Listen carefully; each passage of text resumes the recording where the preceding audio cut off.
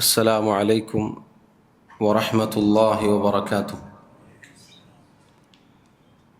بسم الله الرحمن الرحيم. الحمد لله رب العالمين، والصلاة والسلام على أشرف الأنبياء والمرسلين نبينا محمد وعلى آله وأصحابه أجمعين. أما بعد، اللهم لا علم لنا إلا ما علمتنا، اللهم علمنا ما ينفعنا وانفعنا بما علمتنا وزدنا علما. اللهم اجعل أعمالنا كلها صالحة واجعلها لوجهك خالصة ولا تجعل منها لأحد شيئا. ബഹുമാന്യരായ സഹോദരങ്ങളെ, സഹോദരിമാരെ, ദീൻ എന്നാൽ അത് ഗുണകാംക്ഷയാണ് എന്ന വിഷയവുമായി ബന്ധപ്പെട്ടാണ് ഏതാനും ചില കാര്യങ്ങൾ എന്നോടെന്നതുപോലെ സൂചിപ്പിക്കാനുള്ളത്.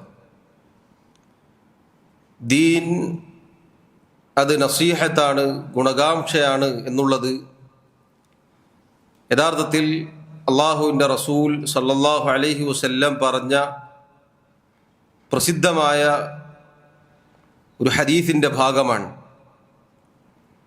മഹാനായ തമീമുദ്ദാരി റളിയല്ലാഹു അൻഹു എന്ന സഹാബി അദ്ദേഹം റിവായത്ത് ചെയ്ത ഹദീസാണിത്. ഹദീസിൻ്റെ കിതാബുകളിൽ നമുക്ക് ആ ഹദീസ് ഇങ്ങനെ വായിക്കാം: عن أبي رقية تميم بن أوس الداري رضي الله عنه أن رسول الله صلى الله عليه وسلم قال: الدين النصيحة. قال: قلنا لمن يا رسول الله؟ قال: لله ولكتابه ولرسوله ولأئمة المسلمين ولعامتهم. ഇമാം മുസ്ലിം റഹിമഹുല്ലാ അദ്ദേഹത്തിൻ്റെ സഹീഹിൽ റിവായത്ത് ചെയ്തിരിക്കുന്നു ഈ രൂപത്തിൽ, ഇതേ ലഫ്ളിൽ.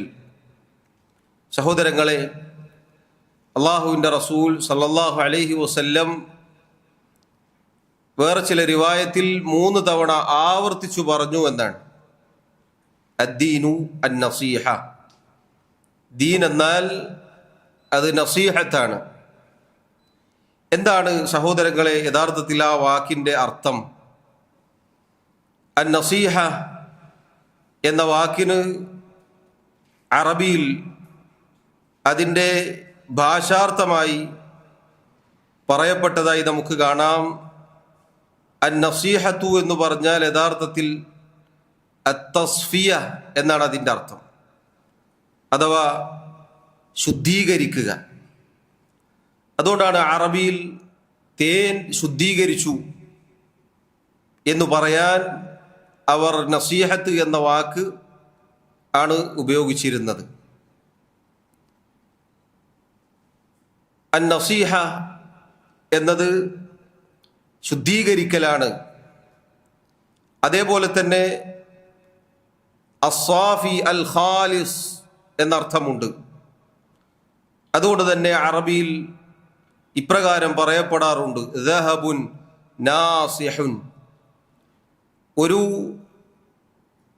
കളങ്കവുമില്ലാത്ത പരിശുദ്ധമായ സംശുദ്ധമായ സ്വർണം എന്ന് സ്വർണത്തെക്കുറിച്ച് പറയാറുണ്ട്. എല്ലാ രൂപത്തിലുള്ള സ്വർണത്തിൽ കലരുന്ന മറ്റുള്ള കാര്യങ്ങൾ, അതൊക്കെ അതിൽ നിന്നെല്ലാം ശുദ്ധീകരിച്ചെടുക്കുന്ന സ്വർണത്തിന് ഈ വാക്ക് അറബിയിൽ പ്രയോഗിക്കും എന്ന് നമുക്ക് കാണാം. സഹോദരങ്ങളെ, എന്തിനാണ് ഈ ഭാഷാർത്ഥം ഇവിടെ പറഞ്ഞത്? അദ്ദീനു അൻ നസീഹ എന്ന് പറഞ്ഞാൽ ദീൻ അഥവാ പരിശുദ്ധ ഇസ്ലാം അത് നസീഹത്താണ് എന്ന് പറഞ്ഞാൽ ദീന് മുഴുവനും സംശുദ്ധമാണ്, പരിശുദ്ധമാണ്. അഥവാ ദീനിലുള്ള ചില കാര്യങ്ങൾ, ഇനി പറയാൻ പോകുന്ന പ്രധാനപ്പെട്ട ചില കാര്യങ്ങൾ, അത് പ്രത്യേകം ശ്രദ്ധിക്കണമെന്നാണ് അതിൻ്റെ അർത്ഥം. അതുകൊണ്ടാണ് ദീൻ അത് നസീഹത്താണ് എന്ന് പറയപ്പെട്ടപ്പോൾ സഹാബികൾ ചോദിച്ചു, ലിമൻ യാ റസൂലല്ലാഹ്, ആരോടാണ് നസീഹത്ത് ഉണ്ടായിരിക്കേണ്ടത്? എന്തുകൊണ്ടാണ് അങ്ങനെ സഹാബത്ത് ചോദിച്ചത്? ദീൻ നസീഹത്താണ് എന്ന് പറഞ്ഞാൽ ദീൻ മുഴുവനും ഗുണകാംക്ഷയാണ്, സംശുദ്ധമായിരിക്കണം, പരിപൂർണമായി ഇഖ്ലാസ് ഉള്ളതായിരിക്കണം. അഥവാ ഇനി പറയാൻ പോകുന്ന 5 ആളുകളോട്, അതല്ലെങ്കിൽ 5 കാര്യങ്ങളിൽ അവരുമായി ബന്ധപ്പെട്ട നമ്മുടെ ഇടപാടുകൾ കറകളഞ്ഞതായിരിക്കണം, പരിശുദ്ധമായിരിക്കണം, സംശുദ്ധമായിരിക്കണം. അതാണ് ലിമൻ യാ റസൂൽ അല്ലാഹ്, ആരോടാണ് അള്ളാഹുവിൻ്റെ റസൂലെ നസീഹത്തുണ്ടായിരിക്കേണ്ടത്? റസൂലുള്ളാഹി സല്ലല്ലാഹു അലൈഹി വസല്ലം പറഞ്ഞു കൊടുത്തു, ഒന്നാമതായി ലില്ലാഹ്, അള്ളാഹുവിനോട്. അഥവാ അള്ളാഹുവുമായി ബന്ധപ്പെട്ട നമ്മുടെ മുആമലാത്തുകളിൽ, നമ്മുടെ ഇടപാടുകളിൽ നസീഹത്തുണ്ടായിരിക്കണം. അത് സ്വാഫിയായിരിക്കണം, ഖാലിസായിരിക്കണം, ഒരു കളങ്കവുമില്ലാതെ. ഗുണകാംക്ഷ എന്ന് പറഞ്ഞാൽ അതാണ് അതിൻ്റെ അർത്ഥം. വലി കിതാബിഹി, അള്ളാഹുവിൻ്റെ കിതാബിനോട്, വിശുദ്ധ ഖുർആനിനോട്. വലി റസൂലിഹി, അള്ളാഹുവിൻ്റെ റസൂൽ സല്ലല്ലാഹു അലൈഹി വസല്ലമയോട്. വലി അഇമ്മത്തിൽ മുസ്ലിമീൻ, മുസ്ലിമീങ്ങളുടെ ഭരണാധികാരികളോട്. വലി ആമ്മത്തിഹിം, മുസ്ലിമീങ്ങളിലെ സാധാരണ ജനങ്ങളോട്. ഇവരോടെല്ലാവരോടുമുള്ള നമ്മുടെ, അഥവാ നമ്മുടെ ഓരോരുത്തരുടെയും ഇടപാട്, നമ്മുടെ സ്വഭാവം, നമ്മുടെ നിലപാട്, നമ്മുടെ അവസ്ഥ, അത് അസ്വാഫി ആയിരിക്കണം, ഗുണകാംക്ഷയോട് ആയിരിക്കണം. അതേപോലെ മലയാളത്തിൽ അൻ നസീഹത്ത് എന്നതിന് അർത്ഥം പറയാറുണ്ട് കൂറുപാലിക്കുക എന്നത്, അങ്ങനെയും അർത്ഥം പറയാറുണ്ട്. അൻ നസീഹ എന്നതിന് ഗുണകാംക്ഷ എന്നതുപോലെ തന്നെ കൂറുപാലിക്കൽ എന്നുകൂടി അർത്ഥം പറയാറുണ്ട് മലയാളത്തിൽ. ഈ പറഞ്ഞ 5 കാര്യങ്ങളോട് നമുക്ക് ഗുണകാംക്ഷ ഉണ്ടായിരിക്കണം, നമ്മൾ കൂറുപാലിക്കണം. അതിലൊന്നും ഒരു വീഴ്ചയും വരാൻ പാടുള്ളതല്ല, ഒരു കളങ്കവും ഉണ്ടാവാൻ പാടുള്ളതല്ല. അതിനാണ് ഞാൻ തുടക്കത്തിൽ ഭാഷയുടെ അർത്ഥം പറഞ്ഞത്. പണ്ഡിതന്മാർ ഈ ഹദീസ് വിശദീകരിക്കുമ്പോൾ ഭാഷാർത്ഥം പറഞ്ഞു വെക്കാറുണ്ട്.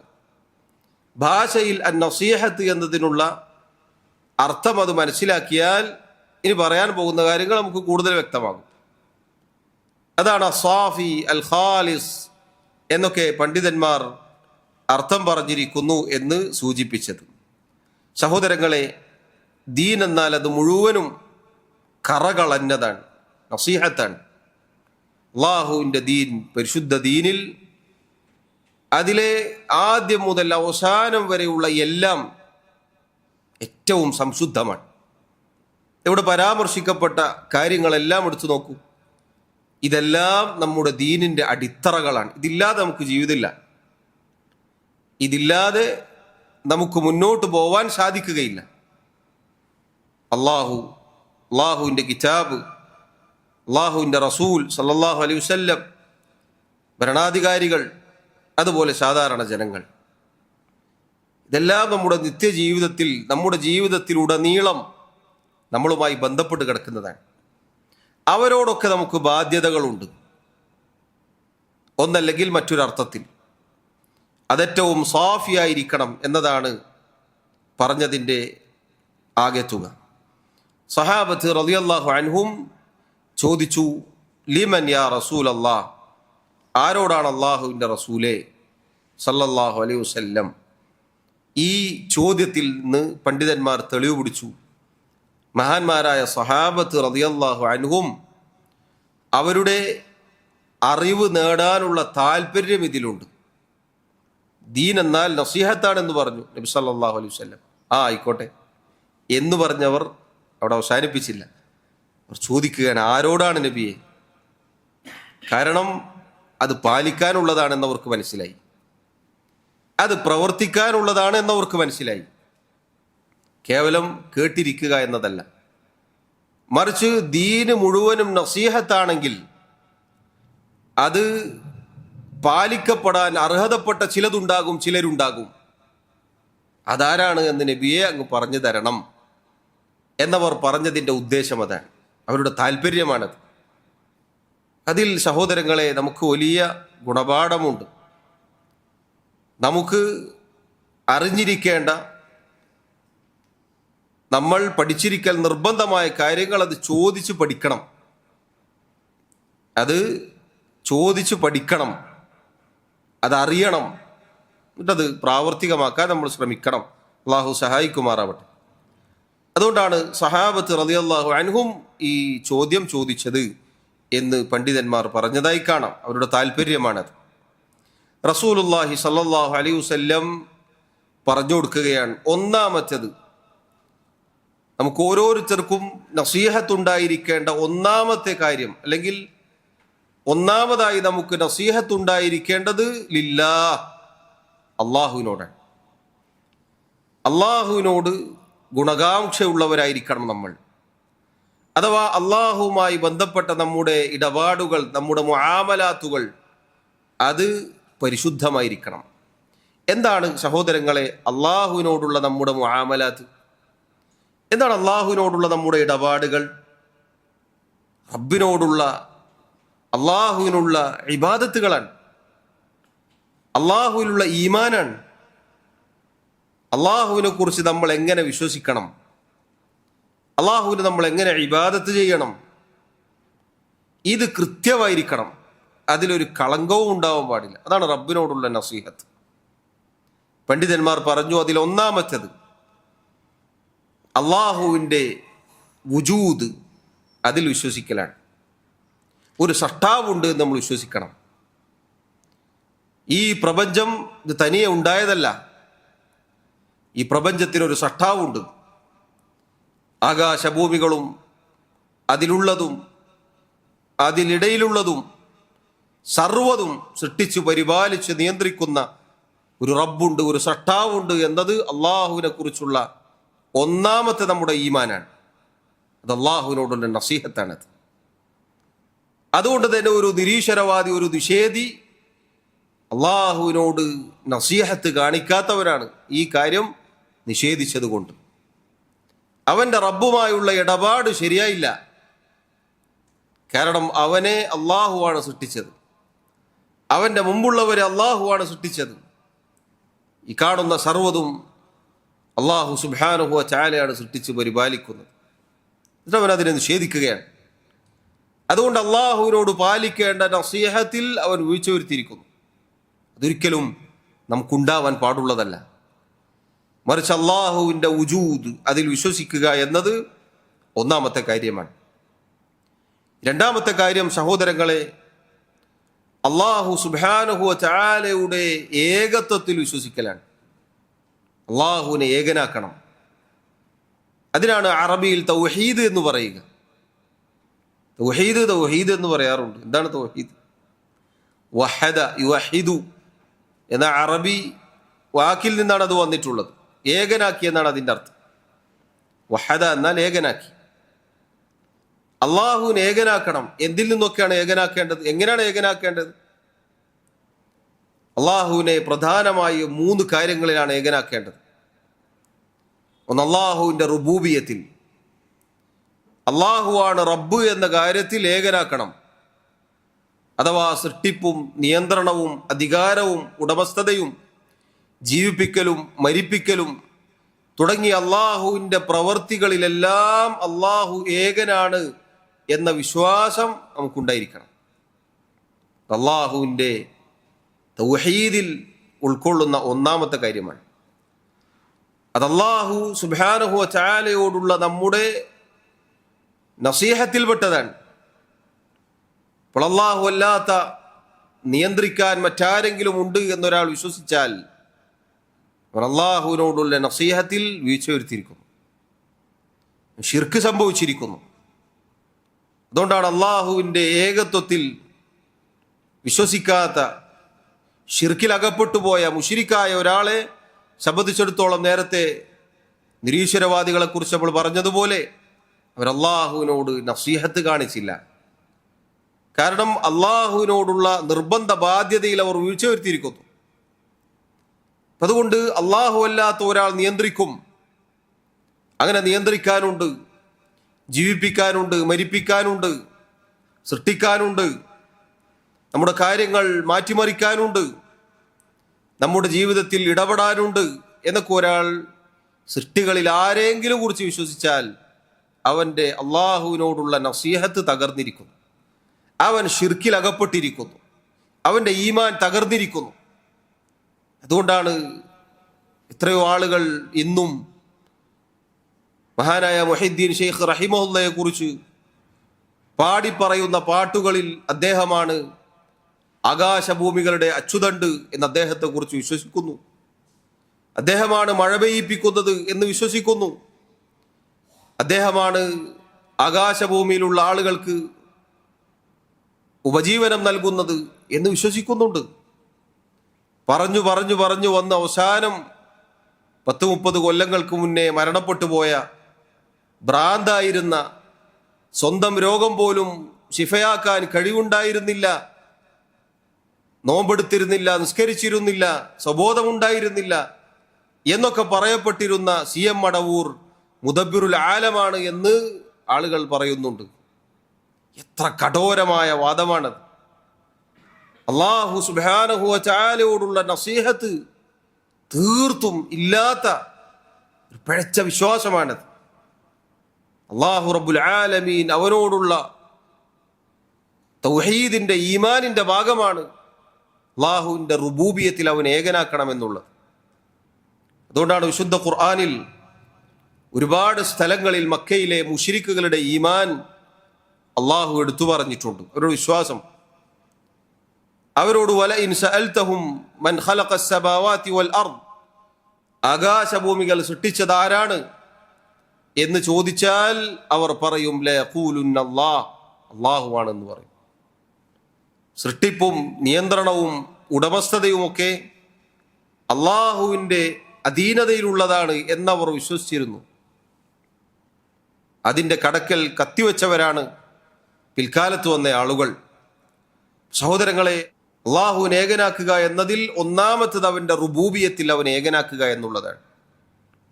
അവൻ്റെ പ്രവൃത്തികളിൽ സൃഷ്ടിപ്പും നിയന്ത്രണവും അധികാരവും പോലെയുള്ള അള്ളാഹുവിൻ്റെ അഫ്ആലുകളിൽ അള്ളാഹുവിനെ ഏകനാക്കണം. അതേപോലെ തന്നെയാണ് രണ്ടാമത്തെ കാര്യം, അള്ളാഹുവിൻ്റെ ഉലൂഹിയത്തിൽ അള്ളാഹുവിനെ ഏകനാക്കണം.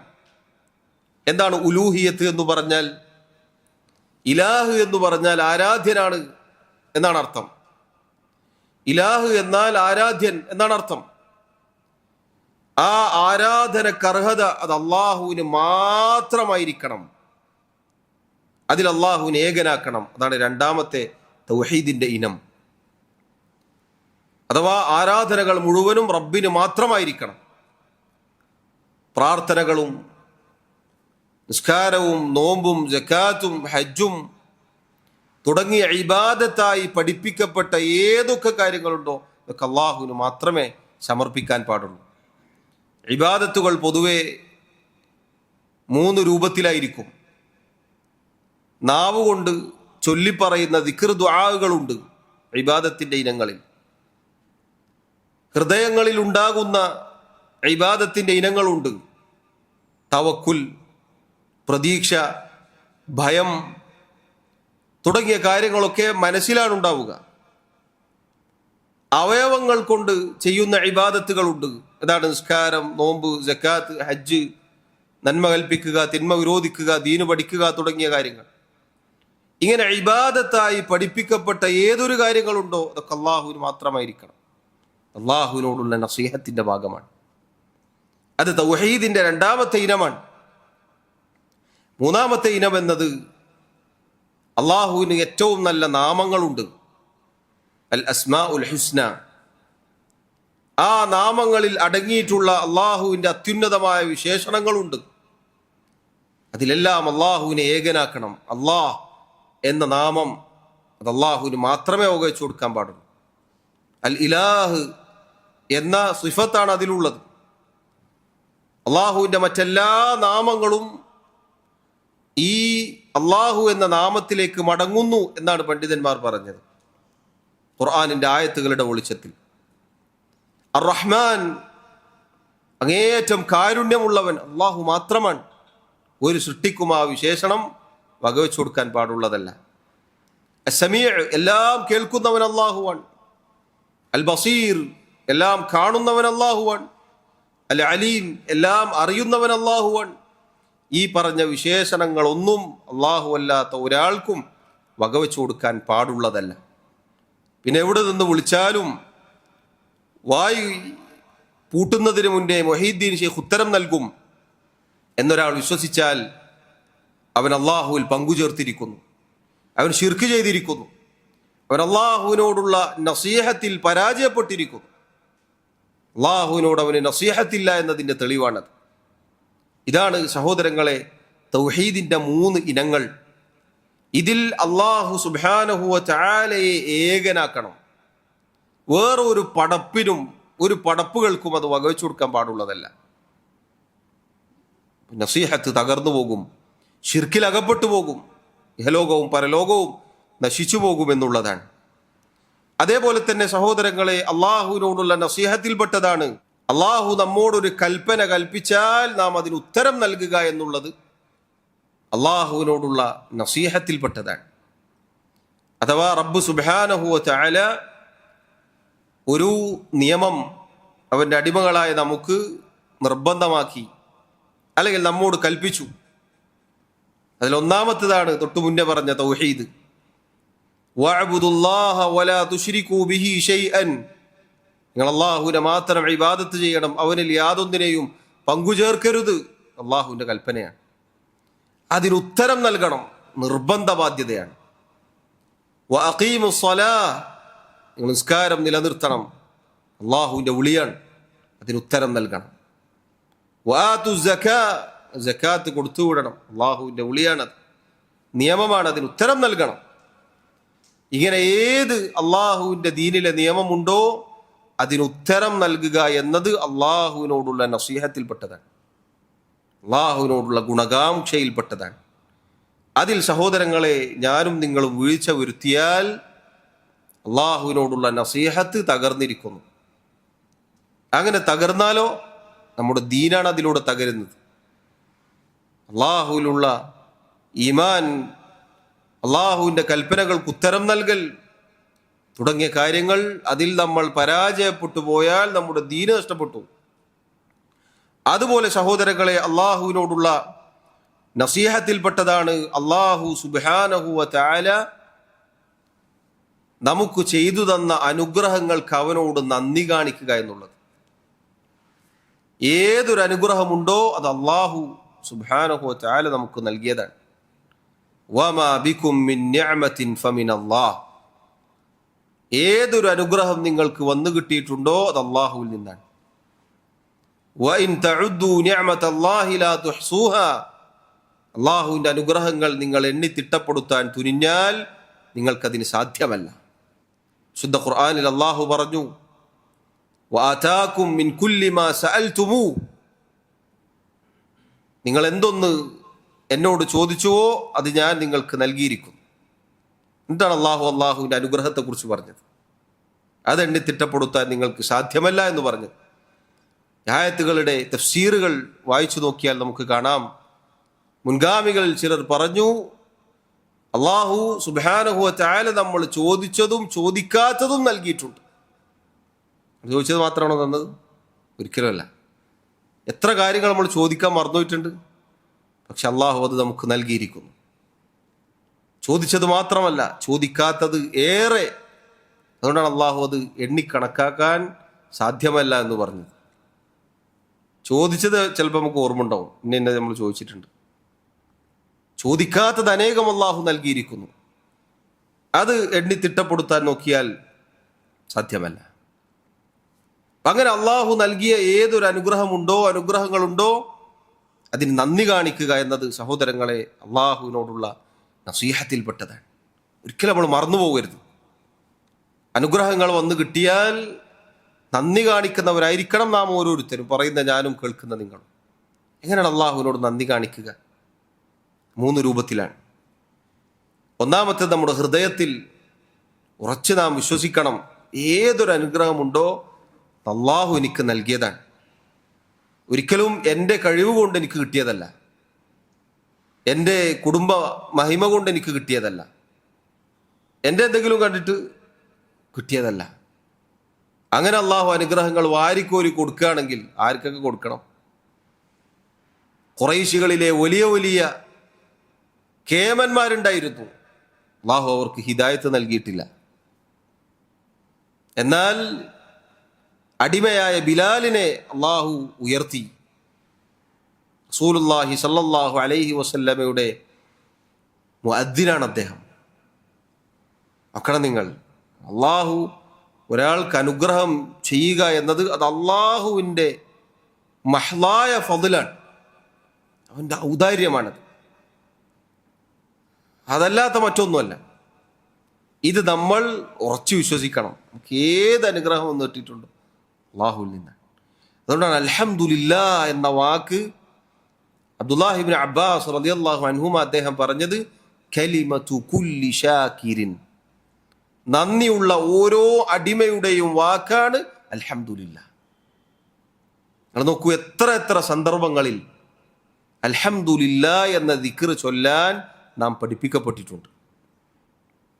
ചൊല്ലുന്നവർ അപൂർവമാണ് എന്നതാണ് ഖേദകരമായ കാര്യം.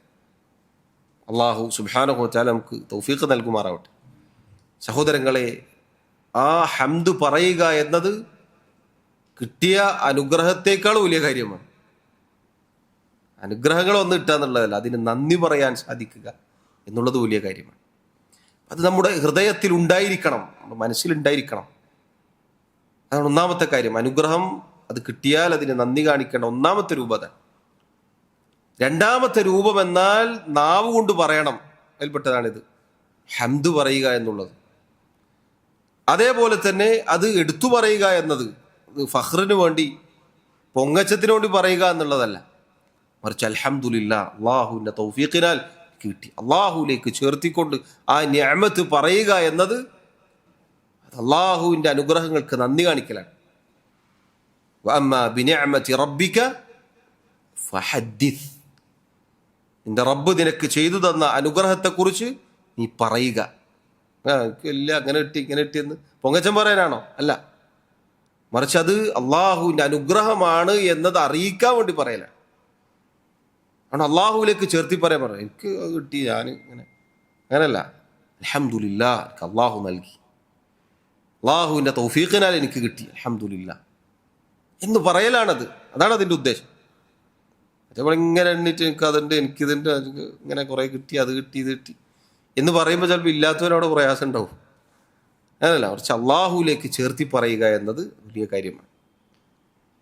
മൂന്നാമത്തെ കാര്യം, അള്ളാഹു സുബ്ഹാനഹു വ തആല നൽകിയ അനുഗ്രഹങ്ങൾക്ക് നന്ദി കാണിക്കേണ്ട മൂന്നാമത്തെ രൂപം സഹോദരങ്ങളെ നമ്മുടെ അവയവങ്ങൾ കൊണ്ട് നന്ദി കാണിക്കലാണ്. ഇതെല്ലാം റബ്ബിൻ്റെ അനുഗ്രഹമാണ്.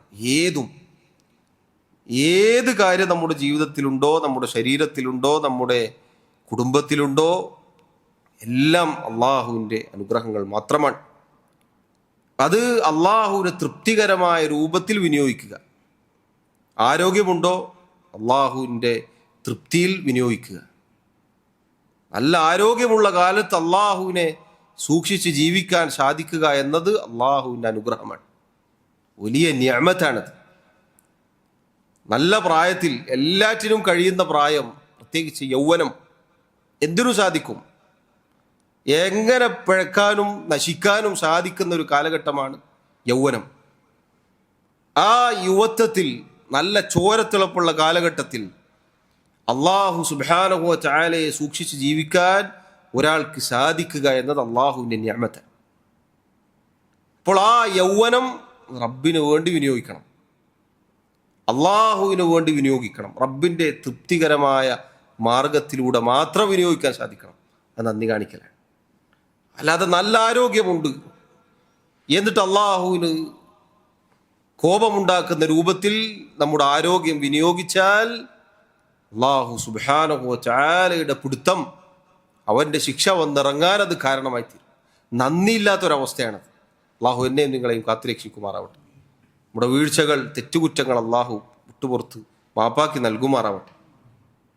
സഹോദരങ്ങൾ, ഏതനുഗ്രഹവും അത് വന്നു കിട്ടിയാൽ നമ്മുടെ അവയവങ്ങൾ കൊണ്ട്, നമ്മുടെ ശരീരം കൊണ്ട്, നമ്മുടെ നാവ് കൊണ്ട്, നമ്മുടെ കൈകൾ കൊണ്ട്, നമ്മുടെ കാലുകൾ കൊണ്ട് അള്ളാഹു സുബ്ഹാനഹു വ തആലക്ക് തൃപ്തികരമായ രൂപത്തിൽ വിനിയോഗിക്കുക എന്നത് അള്ളാഹുവിൻ്റെ അനുഗ്രഹങ്ങൾക്ക് നന്ദി കാണിക്കുന്നതിൻ്റെ ഭാഗമാണ്. ഇത് അള്ളാഹുവിനോടുള്ള നസീഹത്തിൽപ്പെട്ടതാണിത്. അതേപോലെ തന്നെ അതിൻ്റെ മറുവശം അള്ളാഹുവിനോടുള്ള നസീഹത്തിൽപ്പെട്ടതാണ്. അള്ളാഹു പരീക്ഷണങ്ങൾ ഏർപ്പെടുത്തും ഇഹലോകത്ത്. നന്മ കൊണ്ടും ഖൈറ് കൊണ്ടും ഷർറ് കൊണ്ടും അള്ളാഹു പരീക്ഷിക്കും. ഖൈറ് കൊണ്ടും ഷർറ് കൊണ്ടും അള്ളാഹു പരീക്ഷിക്കും. കുറേ കൊടുത്തുകൊണ്ട് ചിലപ്പോൾ ആളുകളെ അള്ളാഹു പരീക്ഷിക്കും. എന്നാൽ ഉപജീവനം പിടിച്ചു വെച്ചുകൊണ്ട് അള്ളാഹു പരീക്ഷിക്കും. വലനബുലുവന്നകും ബിശൈഇൻ മിനൽ ഖൗഫി വൽജൂഇ വനഖ്സിൻ മിനൽ അംവാലി വൽ അൻഫുസി വസ്സമറാത്ത്. അള്ളാഹു പറഞ്ഞില്ലേ, കുറച്ചൊക്കെ ഭയം കൊണ്ട്, പട്ടിണി കൊണ്ട്, വിഭവങ്ങളുടെ സമ്പത്തിൻ്റെ കുറവ് കൊണ്ട്, ഉറ്റവരുടെ വേർപാട് കൊണ്ട്, മരണം കൊണ്ട്, കൃഷിയുടെ കുറവ് കൊണ്ട്, ഇങ്ങനെ പല രൂപത്തിലും അള്ളാഹു പരീക്ഷിക്കും. അപ്പോൾ ക്ഷമിക്കുന്നവർക്ക് സന്തോഷ വാർത്ത അറിയിക്കുക എന്നാണ് അള്ളാഹു പറഞ്ഞത്. ദുനിയാവിൽ പരീക്ഷണം ഉണ്ടാകും. ലിയബ്ലുവക്കും അയ്യുക്കും അഹ്സനു അമല, നിങ്ങളിൽ ആരാണ് ഏറ്റവും നന്നായി പ്രവർത്തിക്കുന്നത് എന്ന് പരീക്ഷിക്കുവാൻ വേണ്ടിയാണ് അള്ളാഹു ജീവിതവും മരണവും നിശ്ചയിച്ചത്. ദുനിയാവിൽ പരീക്ഷണങ്ങൾ ഉണ്ടാകും. ആ പരീക്ഷണങ്ങളിൽ സബുറ് കാണിക്കുക എന്നത്, ക്ഷമ കാണിക്കുക എന്നത്, അള്ളാഹുവിൻ്റെ ഖദറിന് കീഴൊതുങ്ങുക എന്നുള്ളത് അള്ളാഹുവിനോടുള്ള നസീഹത്തിൽപ്പെട്ടതാണ്. അതുകൊണ്ടാണ് അള്ളാഹു പറഞ്ഞത്, ഒരു മുസീബത്ത് സംഭവിച്ചാൽ വമൻ യുഅ്മിൻ ബില്ലാഹ് യഹ്ദി ഖൽബഹു, ആരാണോ അള്ളാഹുവിൽ വിശ്വസിക്കുന്നത് അഥവാ അള്ളാഹുവിൻ്റെ ഖദറിൽ വിശ്വസിക്കുന്നത്, യഹ്ദി ഖൽബഹു, അവൻ്റെ ഹൃദയത്തിന് അള്ളാഹു ഹിദായത്ത് നൽകും. എന്താണ് ആ പറഞ്ഞതിൻ്റെ അർത്ഥം? മുഫസ്സിറുകൾ പറഞ്ഞു, ആരാണ് അള്ളാഹു ഈ പറഞ്ഞ ആൾ? ഹുവ റജുൽ, ഒരു മനുഷ്യനാണ്. തുസീബുഹുൽ മുസീബ, അവനൊരു മുസീബത്ത് ബാധിച്ചു, ഒരു പ്രയാസം അയാളെ പിടികൂടുകയുണ്ടായി. എന്നാൽ ആ പ്രയാസം, ഉപദ്രവം, ആ മുസീബത്ത് അയാളെ വന്ന് പിടികൂടിയപ്പോൾ ആ മുസീബത്തിൽ അയാൾ പരിഭ്രാന്തിയല്ല കാണിച്ചത്, മറിച്ച് ഫയഅലം, അയാൾ മനസ്സിലാക്കി ഇത് അള്ളാഹുവിൽ നിന്നുള്ളതാണ്. എന്നിട്ട് ഫയർലാ വയുസല്ലിം, തൃപ്തി കാണിച്ചു, അതിന് കീഴൊതുങ്ങി. അള്ളാഹു ഹിദായത്ത് നൽകും, അഥവാ അള്ളാഹു അയാൾക്ക് സ്ഥൈര്യം നൽകും. അള്ളാഹു അയാൾക്ക് നഷ്ടപ്പെട്ടതിനേക്കാൾ നല്ലത് പകരം നൽകും. നിഹലോകത്തൊന്നും കിട്ടിയിട്ടില്ലെങ്കിലും പരലോകത്ത് അള്ളാഹു ഒരുക്കി വെച്ചിട്ടുണ്ട്. അപ്പം അങ്ങനെ മുസീബത്തുകൾ, പ്രയാസങ്ങൾ ഉണ്ടാകുമ്പോൾ, പരീക്ഷണങ്ങൾ ഉണ്ടാകുമ്പോൾ അള്ളാഹുവിൻ്റെ ഖദറിൽ ക്ഷമിക്കുക എന്നത് അള്ളാഹു സുബ്ഹാനഹു വ തആലയോടുള്ള നസീഹത്തിൽപ്പെട്ടതാണ്. അതുപോലെ സഹോദരങ്ങളെ, പണ്ഡിതന്മാർ പറഞ്ഞു, അള്ളാഹു സുബ്ഹാനഹു വ തആലയിലേക്ക് ക്ഷണിക്കുക എന്നത് അള്ളാഹുവിനോടുള്ള നസീഹത്തിൽപ്പെട്ടതാണ്. ആളുകൾക്ക് അള്ളാഹുവിനെ കുറിച്ച് പറഞ്ഞു കൊടുക്കുക എന്നുള്ളത്, എന്നിട്ട് അള്ളാഹുവിൻ്റെ മാർഗത്തിലേക്ക് ക്ഷണിക്കുക എന്നുള്ളത്, അള്ളാഹുവിലേക്ക് ഒരാളെ ക്ഷണിക്കുക, റബ്ബിൻ്റെ സിറാത്തുൽ മുസ്തഖീമിലേക്ക് ഒരാളെ വഴി നടത്തുക എന്നുള്ളത്, അതിലേക്ക് ഒരാളെ ക്ഷണിക്കുക. ശിർക്ക് ചെയ്യുന്ന ഒരാളെ കണ്ടാൽ അള്ളാഹുവിനെ കുറിച്ച് പറഞ്ഞു കൊടുത്ത് അയാളെ തൗഹീദിലേക്ക്, അള്ളാഹുവിൻ്റെ ഏകത്വത്തിലേക്ക് ക്ഷണിക്കുക എന്നത് അള്ളാഹുവിനോടുള്ള നസീഹത്തിൽപ്പെട്ടതാണ്. അതുപോലെ മഅസിയത്തിൽ, പാപങ്ങളിൽ മുങ്ങിക്കുളിച്ച് നടക്കുന്ന ഒരുവനെ കണ്ടാൽ അള്ളാഹുവിനെ കുറിച്ച് പറഞ്ഞു കൊടുത്ത് അവനെ റബ്ബിലേക്ക് വഴി നടത്തുക എന്നത് അള്ളാഹുവിനോടുള്ള നസീഹത്തിൽപ്പെട്ടതാണ്. ഇതാണ് സഹോദരങ്ങളെ വിശാലമായ വിഷയമാണിത്. ലില്ലാഹ്, അള്ളാഹുവിനോട് എന്ന് പറഞ്ഞ ആ ഭാഗം മാത്രം ചിലപ്പോൾ 2 ദിവസം വേണ്ടി വരും. വലില്ലാഹി, ഒന്നാമതായി അള്ളാഹുവിനോടാണ് നമുക്ക് നസീഹത്ത് ഉണ്ടായിരിക്കേണ്ടത്, ഗുണകാംക്ഷ ഉണ്ടായിരിക്കേണ്ടത്, നാം കൂറുപാലിക്കേണ്ടത്, നമ്മുടെ ഇടപാട് നന്നാക്കേണ്ടത്. അത് ഈ പറഞ്ഞ കാര്യങ്ങളിലെല്ലാമാണ്. ഇതിലെല്ലാം സഹോദരങ്ങളെ അള്ളാഹുവിനോട് നസീഹത്തുള്ളവരാണോ നമ്മൾ പരിശോധിക്കണം. ഞാൻ എൻ്റെ കാര്യം പരിശോധിക്കണം. നമ്മൾ ഓരോരുത്തരും അവനവൻ്റെ ജീവിതം പരിശോധിക്കുക എന്നുള്ളതാണ്. ഇതിൽ നമ്മൾ എവിടെ നിൽക്കുന്നു എന്നാണ് പരിശോധിക്കേണ്ടത്. രണ്ടാമതായി റസൂലുള്ളാഹി സ്വല്ലല്ലാഹു അലൈഹി വസല്ലം പറഞ്ഞു, വലി കിതാബിഹി, അള്ളാഹുവിൻ്റെ കിതാബിനോട്, വിശുദ്ധ ഖുർആനിനോട് നസീഹത്ത് ഉണ്ടായിരിക്കണം. എന്താണ് അള്ളാഹുവിൻ്റെ കിതാബിനോടുള്ള നസീഹത്ത്? എങ്ങനെയാണ് അള്ളാഹുവിൻ്റെ കിതാബിനോട് നമ്മൾ നസീഹത്ത് കാണിക്കുക? അതിലൊന്നാമത്തത് വിശുദ്ധ ഖുർആൻ, അതിലായത്തുകൾ അള്ളാഹുവിൻ്റെ കലാമാണ് എന്ന് വിശ്വസിക്കലാണ്. അള്ളാഹുവിൻ്റെ സംസാരമാണത്. അള്ളാഹു സംസാരിക്കും. അവൻ ഉദ്ദേശിക്കുന്ന രൂപത്തിൽ, ഉദ്ദേശിക്കുന്നവരോട്, ഉദ്ദേശിക്കുന്ന സമയത്ത് അവൻ്റെ എല്ലാ മഹത്വത്തിനും യോജിച്ച രൂപത്തിൽ അള്ളാഹു സംസാരിക്കും. അള്ളാഹുവിൻ്റെ അനേകം വിശേഷണങ്ങളുണ്ട്.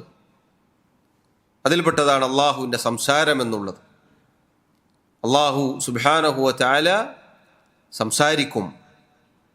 അങ്ങനെയുള്ള അള്ളാഹുവിൻ്റെ കലാമാണ് വിശുദ്ധ ഖുർആൻ. അത് ഖൈറുൽ കലാം, സംസാരങ്ങളിൽ, വാക്കുകളിൽ ഏറ്റവും ഉത്തമമായതാണ് എന്ന് നമ്മൾ വിശ്വസിക്കണം. ഒരുപാട് സംസാരങ്ങളുണ്ട്, സൃഷ്ടികളുടെ അനേകം സംസാരങ്ങളുണ്ട്. അതിൽ നിന്നെല്ലാം ഏറ്റവും ഉത്തമമായ സംസാരം കലാമുല്ലാഹ്. എല്ലാ വെള്ളിയാഴ്ചകളിലും മിമ്പറിൽ വെച്ച് കേൾക്കാറുള്ള വാക്കാണിത്. ഖൈറുൽ കലാമി കലാമുല്ലാഹ്, സംസാരങ്ങളിൽ വെച്ച് ഏറ്റവും മുന്തിയ ഉത്തമമായ സംസാരം അത് അള്ളാഹുവിൻ്റെ കലാമാണ്. ഇത് സഹോദരങ്ങളെ വിശുദ്ധ ഖുർആനിനോടുള്ള നമ്മുടെ നസീഹത്തിൽപ്പെട്ടതാണ്. അതുപോലെ തന്നെ വിശുദ്ധ ഖുർആനിനോടുള്ള, കിതാബിനോടുള്ള നസീഹത്തിൽപ്പെട്ടതാണ് വിശുദ്ധ ഖുർആനിനെ നാം സ്നേഹിക്കണം, ഇഷ്ടപ്പെടണം. ഖുർആനിനെ സ്നേഹിക്കുക എന്ന് പറഞ്ഞാൽ എനിക്ക് ഭയങ്കര സ്നേഹമാണ് എന്ന് പറയലാണോ? വാക്കിലൊതുക്കലാണോ?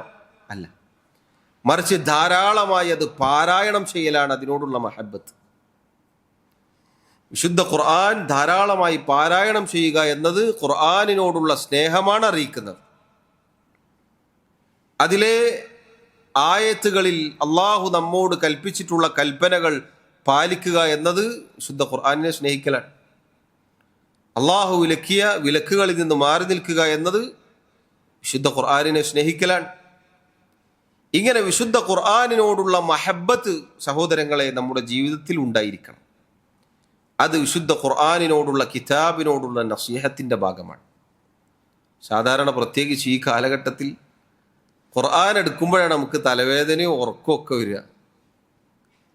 വിശുദ്ധ ഖുർആനിലെ 1, 2, 3 പേജുകൾ പാരായണം ചെയ്യുമ്പോൾ നമുക്കില്ലാത്ത എല്ലാ തലവേദനയും വരും, എല്ലാ പ്രയാസം ഉണ്ടാവും. എന്നാൽ നമ്മുടെ കയ്യിലുള്ള ഉപകരണം അത് മണിക്കൂറുകൾ അതിങ്ങനെ മുകളിലേക്ക് ഇങ്ങനെ കൊണ്ടുപോകാൻ നമുക്ക് യാതൊരു തടസ്സമില്ല. സഹോദരങ്ങളെ, പറയുന്ന ഞാനും കേൾക്കുന്ന നിങ്ങളും അള്ളാഹുവിൻ്റെ കിതാബിനോട് നസീഹത്തുള്ളവരാണോ എന്ന് നമ്മൾ പരിശോധിക്കണം. ഒരു ദിവസം വിശുദ്ധ ഖുർആൻ പാരായണം ചെയ്യാത്ത ദിവസമായി ഉണ്ടാവരുത്. റമദാൻ മാസത്തിൽ മാത്രമല്ല ഖുർആനോത്ത്, വർഷം മുഴുവനുണ്ട്. എല്ലാ ദിവസവും വിശുദ്ധ ഖുർആൻ പാരായണം ചെയ്യുക എന്നത് അത് നമ്മുടെ ദിനചര്യയിൽ ഉൾപ്പെടുത്തേണ്ടതുണ്ട്. നമ്മുടെ സ്വഹാബത്ത് റളിയല്ലാഹു അൻഹും അവരങ്ങനെയായിരുന്നു. മഹാനായ ഉസ്മാൻ റളിയല്ലാഹു അൻഹു, അദ്ദേഹത്തെ കുറിച്ച് പറയപ്പെട്ടതായി കാണാം, അദ്ദേഹം ഒരൊറ്റ റക്അത്തിൽ വിശുദ്ധ ഖുർആൻ മുഴുവനും ഓതി തീർക്കാറുണ്ടായിരുന്നു. ഒരൊറ്റ റക്അത്തിൽ. തറാവിക്ക് ഇമാമ 5 പേജ് ഓതിയാൽ നിസ്കാരം സലാം വീട്ടിയതേ ഓർമ്മ ഉണ്ടാവുള്ളൂ. അതാണ് അവരുടെ മഹബത്ത്. സഹാബികൾ ഖുർആനിനോട് കാണിച്ച നസീഹത്ത് അതാണ്. അത്രയൊന്നും സഹോദരങ്ങളെ എനിക്കും നിങ്ങൾക്കും സാധിച്ചില്ലെങ്കിലും നമ്മൾ അവരെ പോലെ ആവാനെങ്കിലും പരിശ്രമിക്കണ്ടേ?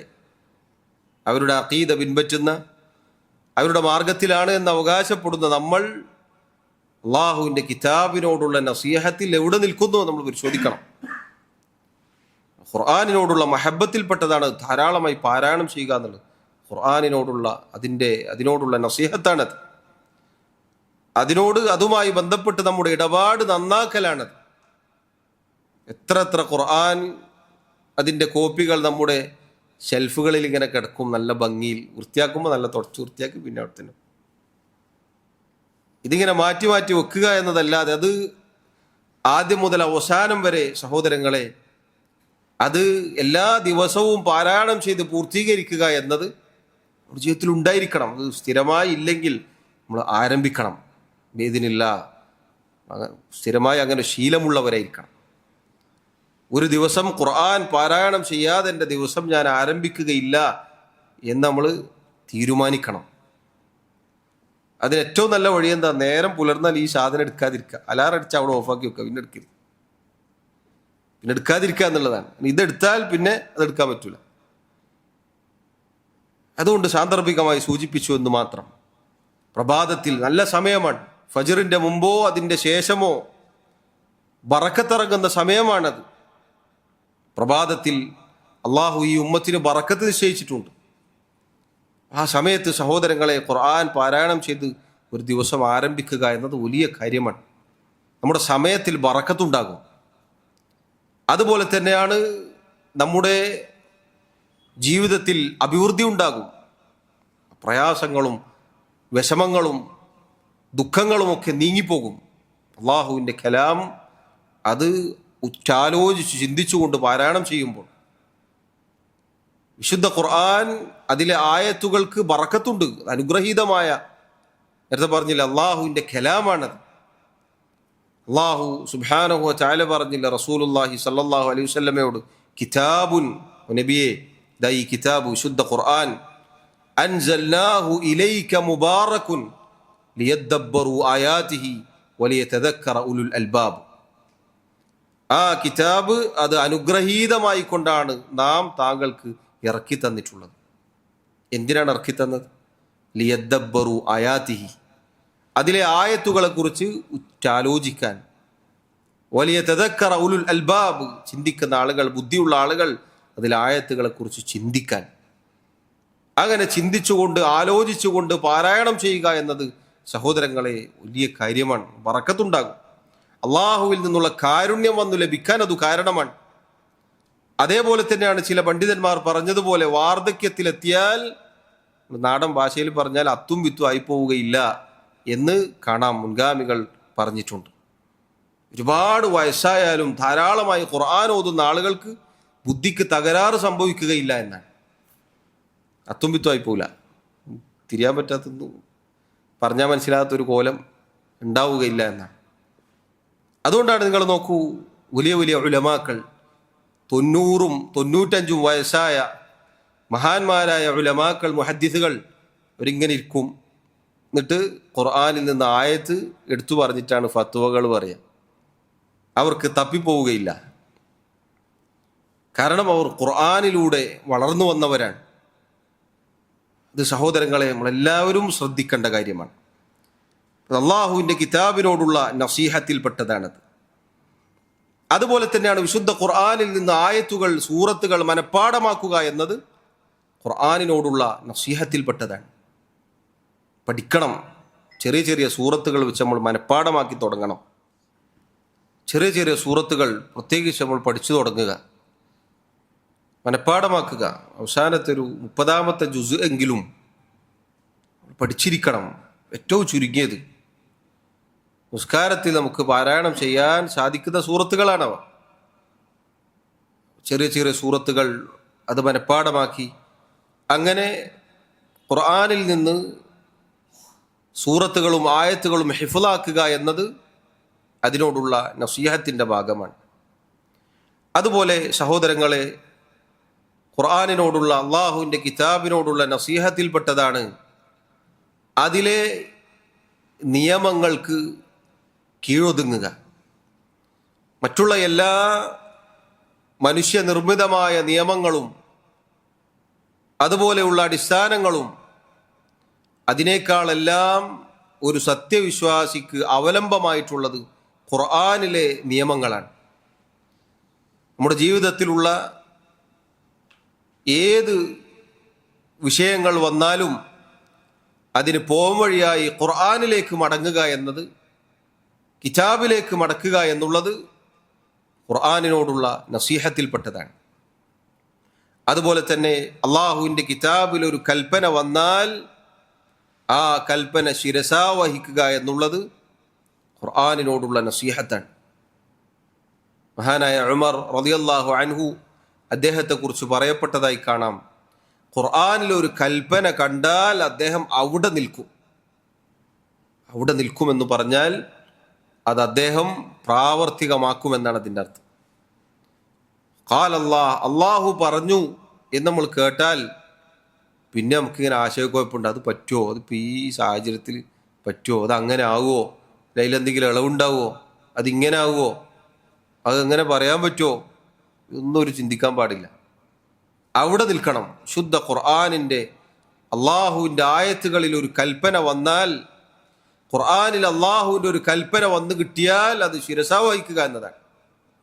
അള്ളാഹു ഒരു കാര്യം വിലക്കിയാൽ അവിടെ നിൽക്കണം, അവിടെ നിർത്തണം. അത് അള്ളാഹു ഷിർക്ക് അത് വിലക്കിയിട്ടുണ്ടെങ്കിൽ അവിടെ നിർത്തണം. പലിശ അള്ളാഹു ഹറാമാക്കിയിട്ടുണ്ട് എന്ന് പറഞ്ഞാൽ അവിടെ നിൽക്കണം. പിന്നെ അതിൻ്റെ വേറെ ഏതെങ്കിലും വഴി അന്വേഷിച്ചിട്ട് പുറമേക്ക് പലിശ അല്ലാതെ തോന്നിപ്പിക്കുന്ന എന്തെങ്കിലും വഴി സംഘടിപ്പിക്കുക ഇല്ല, പാടില്ല.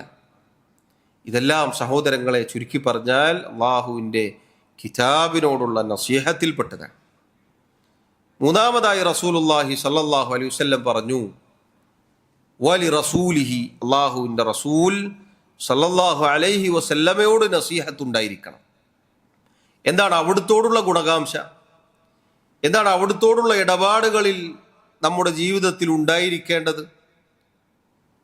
ഒന്നാമത്തേത് അവിടുന്ന് റസൂലാണെന്ന് നമ്മൾ വിശ്വസിക്കണം. സ്വല്ലല്ലാഹു അലൈഹി വസല്ലം അള്ളാഹു മനുഷ്യരിൽ നിന്ന് മനുഷ്യരിലേക്ക് തെരഞ്ഞെടുത്ത് പറഞ്ഞയച്ച അള്ളാഹുവിൻ്റെ റസൂലാണ് മുഹമ്മദ് മുസ്തഫ സല്ലല്ലാഹു അലൈഹി വസല്ലം എന്ന് നബി സല്ലല്ലാഹു അലൈഹി വസല്ലമയെ കുറിച്ച് നമ്മൾ വിശ്വസിക്കണം. അതുപോലെ നബി സല്ലല്ലാഹു അലൈഹി വസല്ലം അവിടുന്ന് ആദം സന്തതികളുടെ നേതാവാണ് എന്ന് നമ്മെ അറിയിച്ചിട്ടുണ്ട്, നമ്മൾ വിശ്വസിക്കണം. അത് അവിടുത്തോടുള്ള നസീഹത്തിൽപ്പെട്ടതാണ്. അതുപോലെ തന്നെ അവിടുന്ന് കൽപ്പിച്ചാൽ അത് അനുസരിക്കുക എന്നത്, നബി സല്ലല്ലാഹു അലൈഹി വസല്ലമയുടെ സഹീഹായ ഹദീസിൽ ഒരു കാര്യം വന്നു എന്ന് പറഞ്ഞാൽ അനുസരിക്കണം. അത് അവിടുത്തോടുള്ള നസീഹത്തിൽപ്പെട്ടതാണ്. അള്ളാഹുവിൻ്റെ റസൂൽ സല്ലല്ലാഹു അലൈഹി വസല്ലം പറഞ്ഞു, നബി സല്ലല്ലാഹു അലൈഹി വസല്ലമയുടെ സുന്നത്ത് അതാണ് എന്ന് കിട്ടിയാൽ അത് അനുസരിക്കുക എന്നുള്ളതാണ്. പലപ്പോഴും ആളുകൾ പറയാറുണ്ട് അത് സുന്നത്തല്ലേ, സഹാബത്ത് സുന്നത്തല്ലേ എന്ന് പറഞ്ഞിട്ട് അത് എടുക്കലാണ്. നമ്മൾ സുന്നത്തല്ലേ എന്ന് പറയുന്നത് എന്തിനാ? അത് ഒഴിവാക്കാനാണ്. അത് സുന്നത്തല്ലേ, അത് സുന്നത്തല്ലേ ഉള്ളൂ. സഹോദരങ്ങളെ, സുന്നത്ത് എന്ന് പറഞ്ഞാൽ അത് എടുക്കാനുള്ളതാണ്, അത് ജീവിതത്തിൽ പകർത്താനുള്ളതാണ് പരമാവധി. പ്രത്യേകിച്ച് നിർബന്ധമായ സുന്നത്ത് എന്ന് പറഞ്ഞാൽ എല്ലാം ചെയ്താൽ കൂലിയുള്ളതും ചെയ്യാതിരുന്നാൽ ശിക്ഷയില്ലാത്തതുമല്ല. പണ്ടേ മദ്രസയിൽ നമ്മൾ പഠിച്ചിട്ടുണ്ട് അല്ലേ, അൽ അഹ്കാമുൽ ഹംസ, 5 മതവിധികളുണ്ട്. ഏതൊക്കെയാണ് 5 മതവിധികൾ? വാജിബ്, മുസ്തഹബ്, പിന്നെ ഹറാമ്, കറാഹത്ത്, ജായിസ്. ഇതാണ് അൽ അഹ്കാമുൽ ഹംസ. ഇത് നമ്മൾ പണ്ടേ ഇതിന് നിർവചനം പഠിച്ചിട്ടുണ്ട് അല്ലേ. നിർബന്ധം, അൽ വാജിബ് എന്ന് പറഞ്ഞാൽ ചെയ്താൽ കൂലിയുള്ളതും ഒഴിവാക്കിയാൽ കുറ്റമുള്ളതുമാണ്. ശേഷം നമ്മൾ പഠിച്ചു സുന്നത്ത് എന്ന് പറഞ്ഞാൽ എന്താണ്? ചെയ്താൽ കൂലിയുള്ളതും ഉപേക്ഷിച്ചാൽ കുറ്റമില്ലാത്തതും. അതെല്ലാം അങ്ങനെയാണോ? അല്ല. ഉദാഹരണത്തിന് റസൂലുള്ളാഹി സ്വല്ലല്ലാഹു അലൈഹി വസല്ലമയുടെ സുന്നത്താണ് താടി നീട്ടി വളർത്തുക എന്നുള്ളത്. അപ്പോൾ അതൊരാൾ പഠിച്ചാൽ അത് സുന്നത്തല്ലേ എന്ന് പറഞ്ഞാൽ ശരിയാവോ? ഇല്ല. കാരണം അവിടുത്തെ കൽപ്പനയാണത്. അവിടുന്ന് വടിച്ച് കാണിച്ചു തന്നിട്ടില്ല, ഒന്ന്. രണ്ടാമത്തേത് അവിടുന്ന് വടിച്ചത് കണ്ടപ്പോൾ കുഴപ്പമില്ല എന്ന് പറഞ്ഞിട്ടില്ല. അതുകൊണ്ട് തന്നെ അത് ഒഴിവാക്കാനുള്ള സുന്നത്തല്ല, അത് നിർബന്ധമാണ്.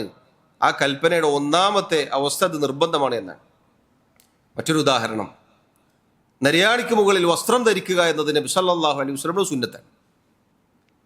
അപ്പൊ അതിന്റെ താഴേക്ക് ഒരാൾ ഇറക്കി വസ്ത്രം ധരിച്ചാൽ അപ്പൊ സുന്നത്തല്ലേ ഉള്ളൂ എന്നൊരാൾ പറഞ്ഞാൽ അത് ഒഴിവാക്കാൻ പറ്റുന്ന സുന്നത്തല്ല. എന്തുകൊണ്ടല്ല?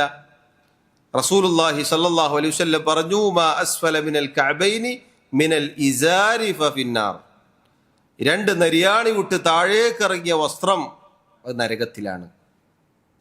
അപ്പൊ നരിയാണിക്ക് താഴെ വസ്ത്രം ധരിച്ച അത് സുന്നത്തല്ലേ എന്ന് പറഞ്ഞാൽ ശരിയാവോ? ഇല്ല. ഇങ്ങനെ ഒരുപാട് ഉദാഹരണങ്ങളുണ്ട്.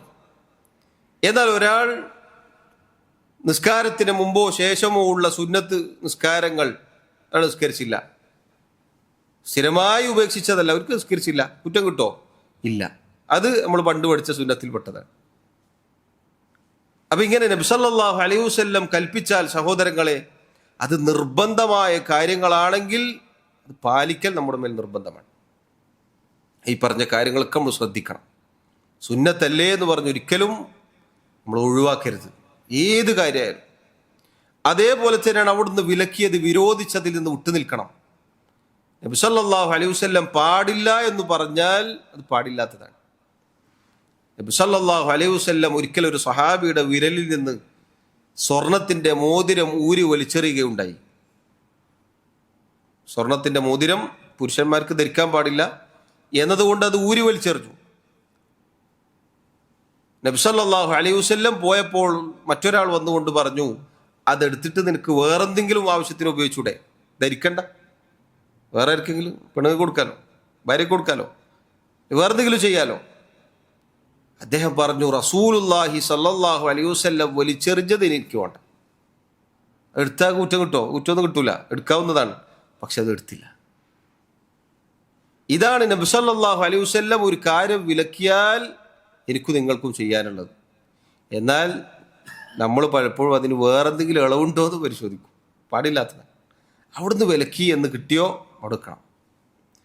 അതുപോലെ സഹോദരങ്ങളെ, അവിടുന്ന് പറഞ്ഞത് സഹീഹായി വന്നാൽ നമ്മുടെ ബുദ്ധിക്ക് യോജിക്കുന്നില്ലെങ്കിലും സത്യപ്പെടുത്തണം. എത്രയോ ആളുകൾ ഹദീസുകളെ നിഷേധിക്കുന്നതായി കാണാം. അതിൽപ്പെട്ടതാണ് ഈച്ചയുടെ ഹദീസ്.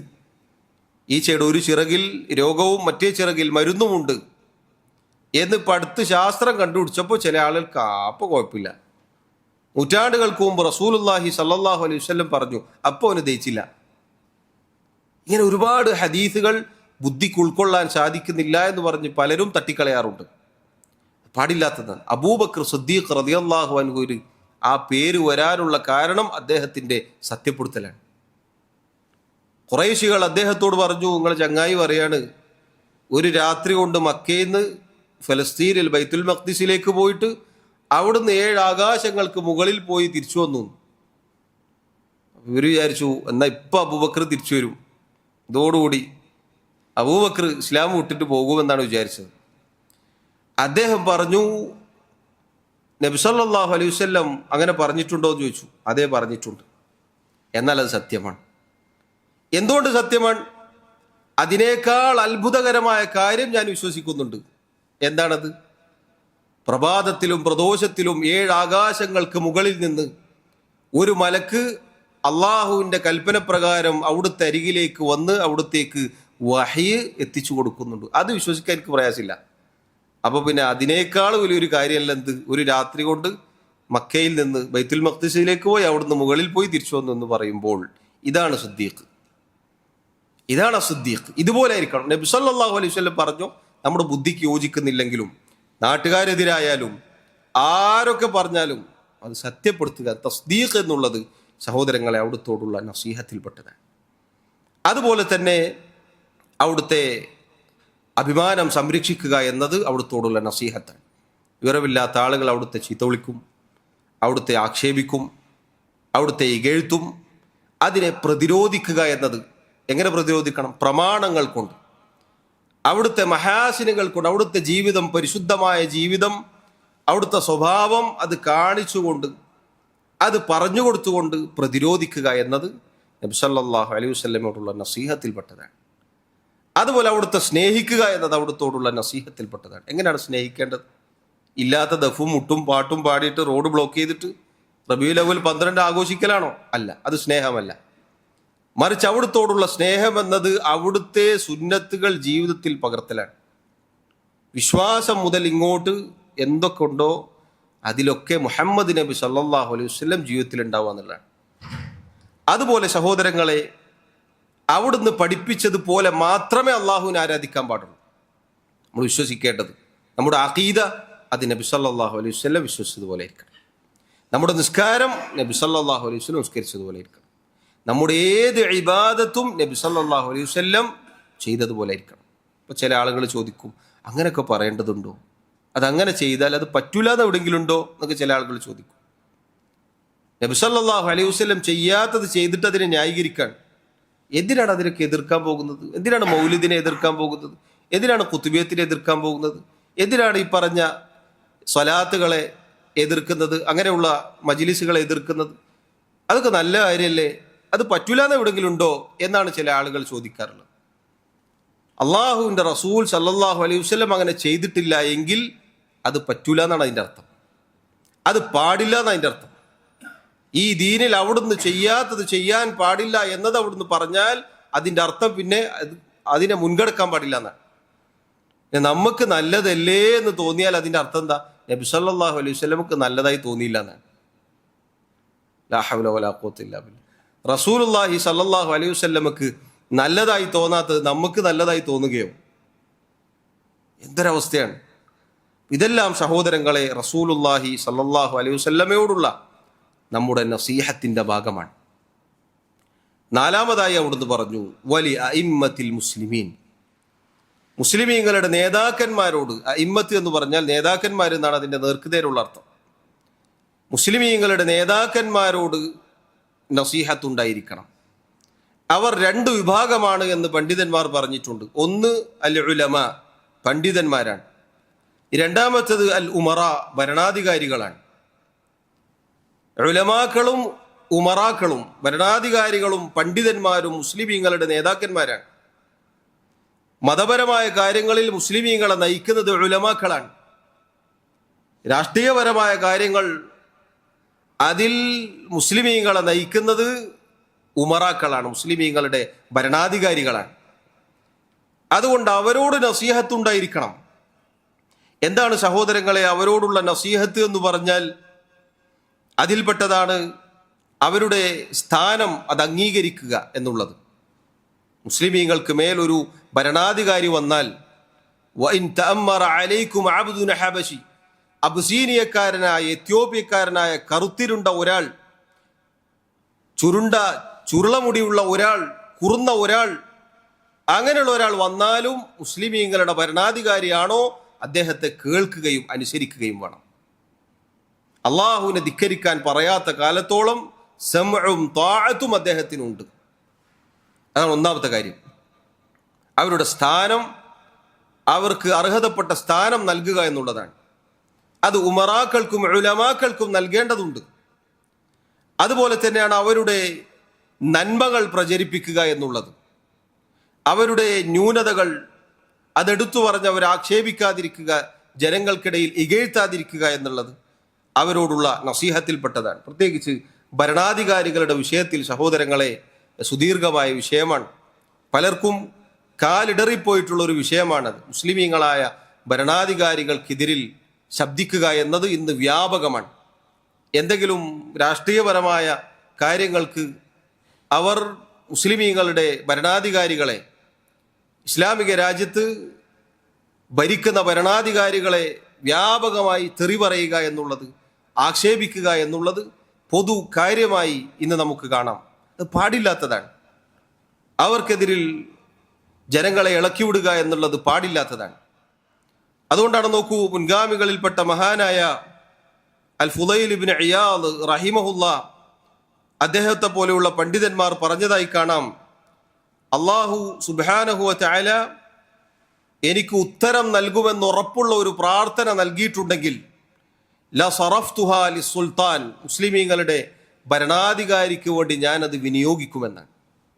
ഉത്തരം കിട്ടുന്ന ഒരൊറ്റൊരു പ്രാർത്ഥന ഉണ്ട് എന്ന് അല്ലാഹു വാഗ്ദാനം നൽകിയിട്ടുണ്ടെങ്കിൽ ആ ഒരു പ്രാർത്ഥന എനിക്ക് വേണ്ടിയിട്ടല്ല ഞാൻ ചോദിക്കുക, പിന്നെ ആർക്ക് വേണ്ടിയിട്ട്? സുൽത്താന് വേണ്ടി ചോദിക്കുമെന്നാണ്. അത് ബുദ്ധിയുള്ള ഒരു ആലിമിന്റെ വാക്കാണ്. എന്തുകൊണ്ടാണത്? ഭരണാധികാരി നന്നായാൽ അദ്ദേഹത്തിന് കീഴിലുള്ള ആളുകളും നന്നായി തീരും. അവരെത്ര കണ്ട് സലാഹിലാകുന്നോ അത്ര കണ്ട് ജനങ്ങളും നന്നായി തീരും. അപ്പം അതുകൊണ്ട് അവരോടുള്ള നസീഹത്തിൽപ്പെട്ടതാണത്. അവരെ ബഹുമാനിക്കുകയും ആദരിക്കുകയും ആ രൂപത്തിൽ അവരോട് കൂറുപാലിക്കുകയും ഒക്കെ ചെയ്യുക എന്നുള്ളത്, അവർക്കെതിരിൽ ജനങ്ങളെ ഇളക്കിവിടാതിരിക്കുക എന്നുള്ളതൊക്കെ ഭരണാധികാരികളോടുള്ള, മുസ്ലിമീങ്ങളുടെ നേതാക്കന്മാരോടുള്ള നസീഹത്തിൽപ്പെട്ടതാണ്.